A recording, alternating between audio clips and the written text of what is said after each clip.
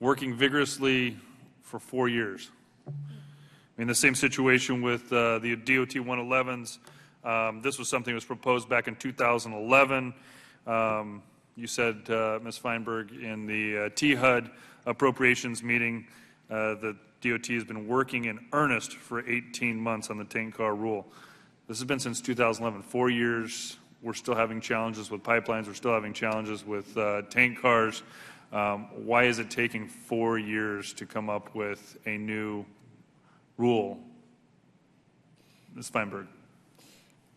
Thank you for the question.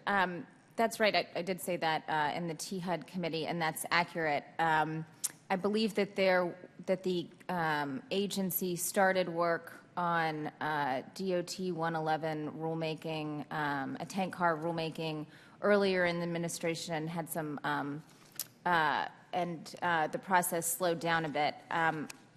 I'll say what I said before, which is that our only option is to work within the process that exists for these rulemakings. And while I think we should always be pressured to move as fast as we possibly can, it's also just generally a long and very thorough process with multiple steps that take quite a long time. Mr. Butters, do you have anything to add?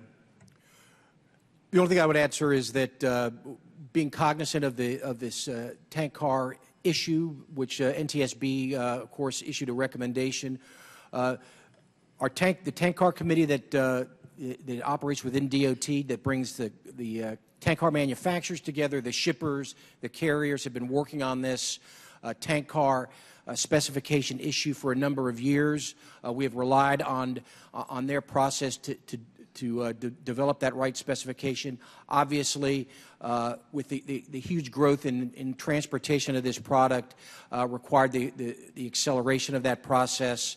But as Administrator Feinberg indicates, we're bound by the process that we have to follow, and because of the complication of this particular rulemaking that not only addresses rail car specifications, but rail operations and other factors to put that final rule together is complex, and it has taken quite a bit of time. Come on, that's just an excuse. 4 years. It's 4 years now.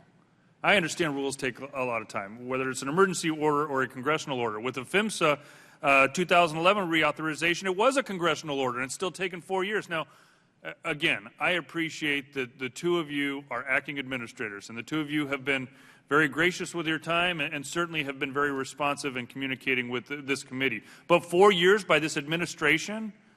I mean, not only is this committee frustrated, the folks that we represent, the American public, are frustrated.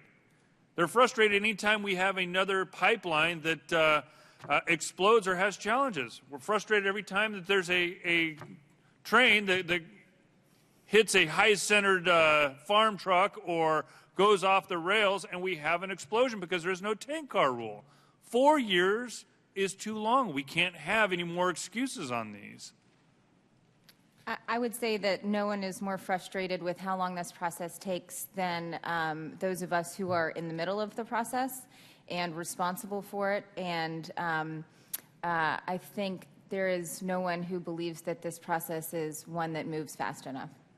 And the other thing I'd add, sir, is that we recognize the importance of this rule, but we also recognize that actions can be taken and are being taken outside of the rulemaking process to address some of these safety issues.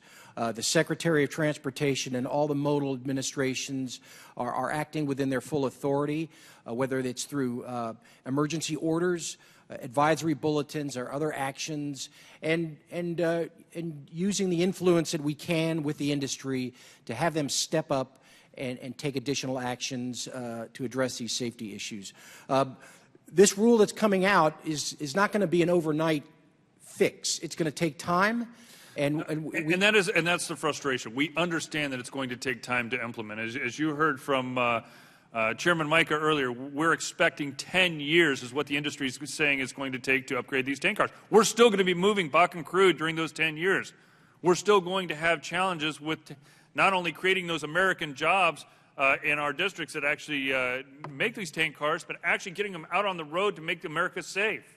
So again, very frustrated about the length of time it's taking to come out with this rule. We also want to see the implementation process and see that expedited as well. I've got